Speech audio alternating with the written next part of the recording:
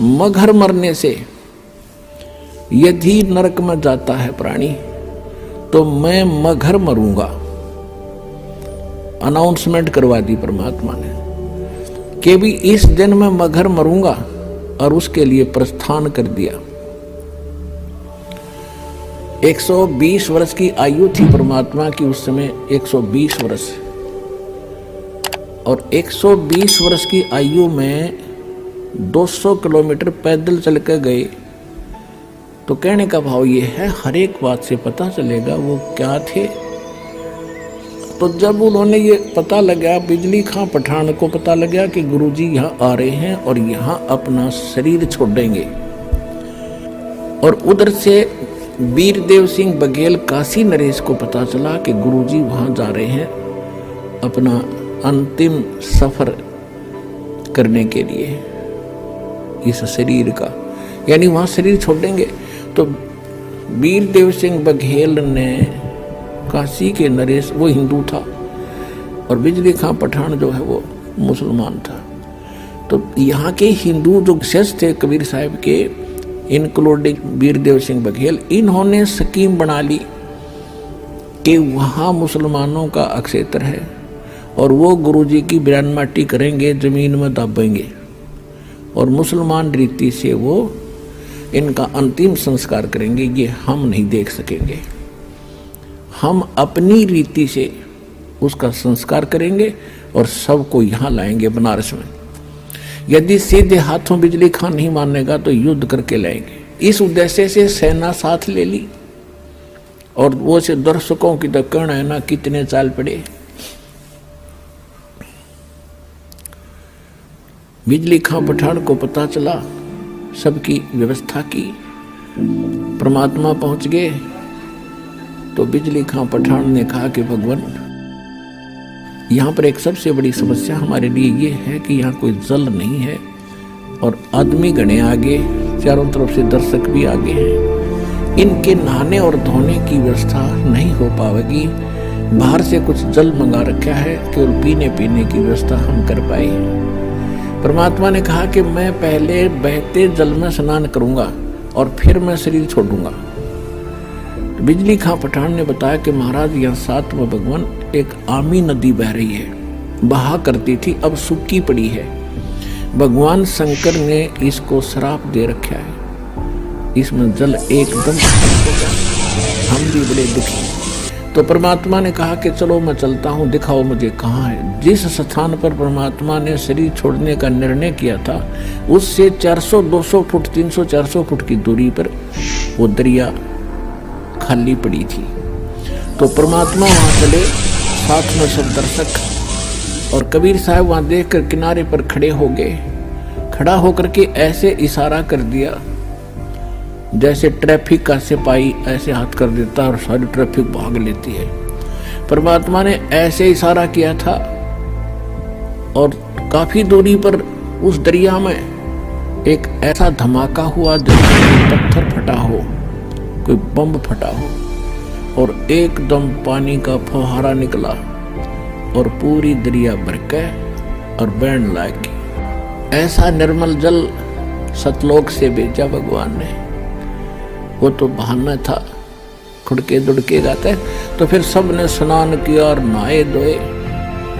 परमात्मा ने कहा कि भाई बिजली खां पठान, एक चादर नीचे बिछाओ, इस पर लेटूंगा, एक चादर में ऊपर ओढ़ूंगा। तो परमात्मा के लिए एक चादर बिछा दी, उसके ऊपर सुगंधित फूल डाल दिए 1-1 इंच मोटे, कि गुरु जी इस पर लेटेंगे। तो परमेश्वर ने पूछा कि बिजली खां पठान, कि बिजली खां पठान मुसलमान भी अपनी सेना लाकर खड़ी कर रहने 100 फुट की दूरी पे, और वीरदेव सिंह बघेल काशी का हिंदू राजा, वो भी 100 फुट दूसरी साइड में पूरी सेना की सतर्क खड़ी, अपने हथियार में जकड़े हुए, और दर्शक बीच में बैठे। परमात्मा ने पूछा, दोनों बिजली खां पठान और वीरदेव सिंह बघेल सामने खड़े आपस में गुरु जी के पास में। परमात्मा ने उनकी तरफ नजर करके कहा कि भाई, ये सेना किस लिए लाए हो तुम दोनों? दोनों शर्मा के नीचे को गर्दन कर ली, बोले नहीं।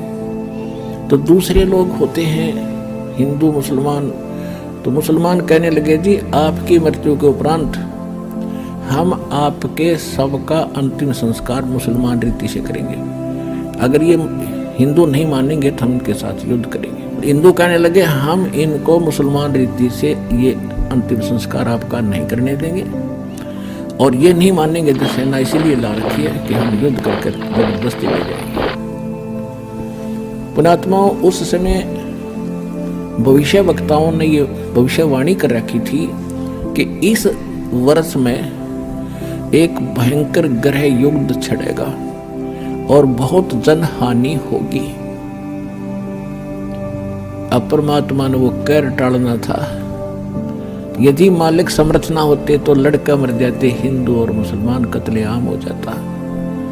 परमात्मा ने कहा कि खबरदार, जब तुमने जरा सा भी झगड़ा किया, जब तुमने झगड़ा किया, दोनों को 3 तलाक, हिंदू और मुसलमानों को 3 तलाक मेरा। फिर भी सुन लो, मेरे शरीर को चाहे 2 भागों में बांट लेना बेटा, तुम लड़ियो ना, मेरा काला मुंह हो जाएगा। अब वो ऊपर से तो सब हाँ भर रहे थे, अब ठीक है जी, लेकिन अंदर से ये था कि एक बार शरीर छोड़ दें गुरुजी, फिर हम आप देख लेंगे। अब वो तो अंतर्यामी थे, सारे जाने थे इनमें केक को बदबरी पड़ी है। एक चद्दर नीचे बिछी थी, लेट गिरे, एक ऊपर ओढ़ ली। कुछ देर के, कुछ ही सेकंड के बाद परमात्मा ने ऊपर आकाश में जा रहे थे, सह शरीर जा रहे, वहां से आकाशवाणी की कि भाई उठा लो चद्दर, हटा दो पर्दा, इसमें नहीं है मुर्दा। इतनी जोर की आवाज आई, गुरुजी की आवाज, ऊपर देखा सबने कि परमात्मा तो वो जा रहे हैं, वो जा रहे हैं, कितना तेज शरीर है उनका। और चद्दर उठा कर देखा, जो शरीर था उतने सुगंधित फूल बन गए उस मालिक के पूरी, वो तो मालिक लीला थी, सह शरीर चले गए।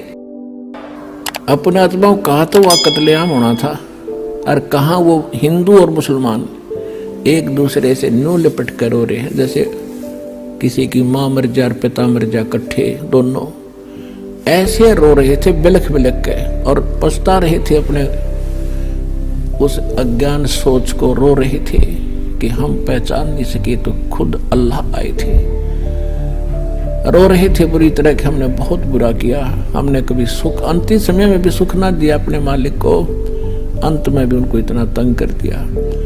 तो उन्होंने, बिजली खां पठान ने कहा कि भाई एक चद्दर आप ले लो, एक हम ले लेते, आधे फूल आप ले लो, आधे हम ले लेते हैं। बड़ी दया करी दाता ने, क्योंकि हम तो समझ के कुछ ही नादान मुसलमान और हिंदू हैं, ये बकवाद कर सकते हैं। तो आधे आधे बांट के, वहीं पर 100 फुट का फैसला है, इधर हिंदुओं ने बना रखी है अपनी यादगार भगवान की, इधर मुसलमानों ने, वो आज भी विद्यमान है, और हम उसका चित्र भी लाए हैं, आपको दिखाते हैं।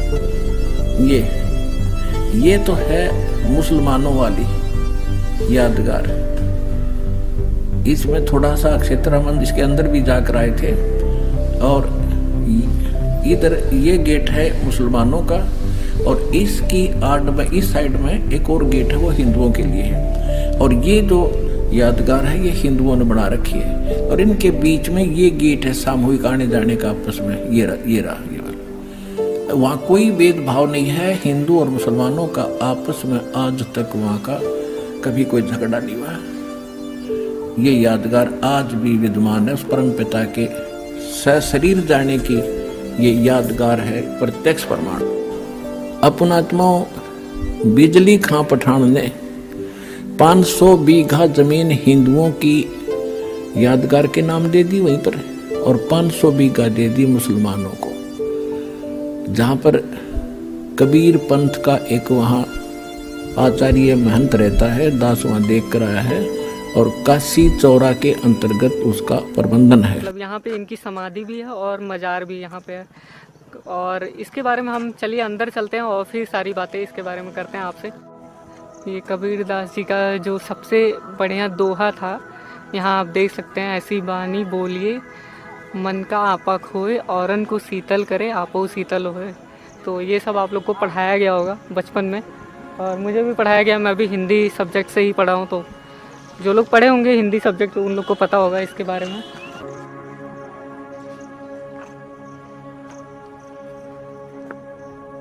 तो यहाँ देख सकते हैं ये है मंदिर, बहुत खूबसूरत सा। तो अभी जो हमारे पीछे आप लोग देख रहे हैं, तो ये कबीरदास जी का मज़ार है। और यहाँ बगल में देख सकते हैं आप, वहाँ समाधि है कबीरदास जी की। तो वो भी अभी आपको दिखाएंगे और बताएंगे इसके बारे में। तो पहले अभी आपको अंदर ले चलते हैं, मज़ार के अंदर, और फिर वहाँ पे ले चलते हैं।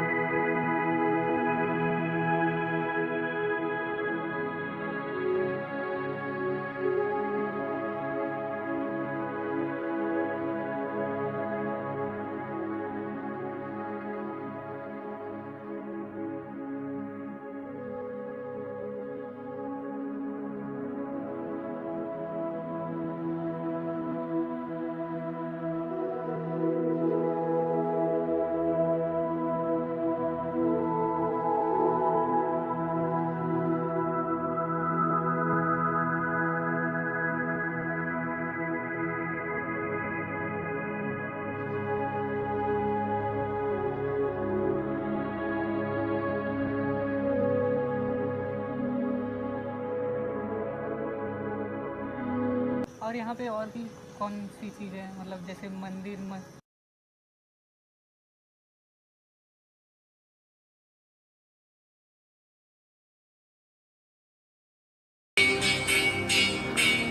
तो यहाँ पे मंदिर है। और यहाँ पे देख सकते हैं दोहे वगैरह लिखे हुए हैं कबीरदास जी के, जो उनके प्रचलित दोहे थे वो सब लिखे हुए हैं।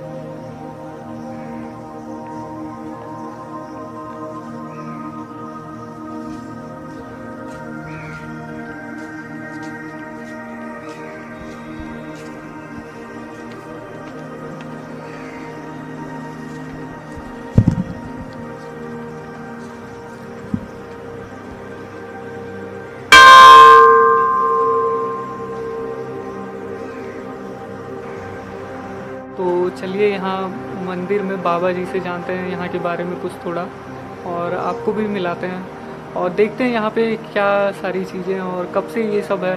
हम उतना अच्छे से नहीं बता पाएंगे जितना अच्छे से यहाँ के बाबा जी बताएंगे। तो लोग भक्त लोग उनसे मिलने के लिए आते जाते रहते हैं। या ज़्यादा भीड़ जुटने लगता है तो पीछे कभी गुफा है, या कभी साहब बैठ के कान में अपना आत्मचिंतन करते हैं। जब उनका जाने का समय होता है तो अपनी पूर्ण तिथि बता देते हैं।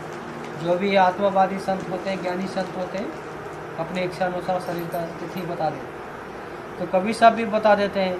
तो उस तिथि पर बनारस के राजा भी आते हैं, वीर सिंह बघेल, इस क्षेत्र के राजा बिजली का पठान भी आते हैं, और अन्य संत लोग भक्त लोग भी उपस्थित होते हैं। तो कबीर साहब कहते हैं जब तक झोंपड़ी के अंदर से आवाज़ आता रहा, जब तक झोंपड़ी नहीं खोल कर देखना, आवाज़ आना बंद हो जाए तो झोंपड़ी खोल कर अपना देख लेना। ऐसा ही होता है। दोनों लोग अपना शांत अवस्था में बैठ जाते हैं। दोनों धर्मों के लोग अपना कबीर साहब अंदर चले जाते हैं, झोंपड़ी बाहर से बंद करा देते हैं। जब तक लोगों को लगता है कि कबीर साहब जीवित है, कोई खोलने का विचार नहीं किया जाता है। जब लोगों को लगता है कि कबीर साहब चले गए तो खोलने का विचार किया जाता है। तो खोलने से पहले ही दोनों धर्मों में उनकी डेड बॉडी को लेकर या शरीर को लेकर विवाद खड़ा हो जाता है। हिंदू राजा कहते हैं कि हमारी परंपरा के संत थे, हम इनको समाधि देकर मंदिर बनाएंगे। मुस्लिम राजा कहते हैं नहीं, हमारी परंपरा के संत थे, हम इनको काशी से मगहरे लेकर आए, हम इनको दफना कर मजार बनाएंगे। यही विवाद दोनों में चलता रहता है, कोई भी किसी की बात नहीं सुनता। तो फिर निर्णय यह निकलता, जो युद्ध में जीतेगा वही अपने धर्म अनुसार का देश संस्कार करेगा। तो इतनी बात आती है, दोनों समाज के राजा आमने सामने तलवार लेकर तैयार हुआ। तो बताते हैं उसी विवाद को ख़त्म करने के लिए बीच में आकाशवाणी होता है, खोलो पर्दा है नहीं मुर्दा, युद्ध मिथ्या तुम कर डाली, सुन के वाणी अचर निशानी, देख निशानी कर डाली, रोबे परवीना हत्म तो चीना। जब आकाशवाणी होता तो दोनों लोग विमर्श करते हैं, भैया झगड़ा बात को करेंगे, पहले झोंपड़ी खोलते हैं। झोंपड़ी खोलते हैं तो फूल और चादर मिलता है, शरीर नहीं मिलता। फूल से यहाँ पर समाधि मंदिर स्थापित कर देते हैं हिंदू राजा, और चादर से उधर मुस्लिम राजा मजार स्थापित कर देते हैं। कुछ फूल ले जाकर यहाँ से कबीरशोरा बनारस में भी समाधि बनाया गया है। और यहाँ पे और क्या चीज़ें बनाई गई हैं समाधि और मजार के बाद? गुफा है, पीछे कबीर गुफा है, और ये जो आमी नदी में कबीर साहब जो इसको बहाए, और आमी नदी के पूर्वी तट पर कबीर धुनी, जो कबीर साहब सबसे पहले वहीं पट है, वहीं में 5 संतों का मिलन हुआ। नदी का क्या नाम? आमी नदी। आमी नदी कहाँ तक जाता है ये नदी? ये इधर राप्ती में मिल जाता है। तो सर आपके हाँ, ठीक है। आपका क्या नाम है? शांति दास। शांति दास। बहुत अच्छा लगा। जी।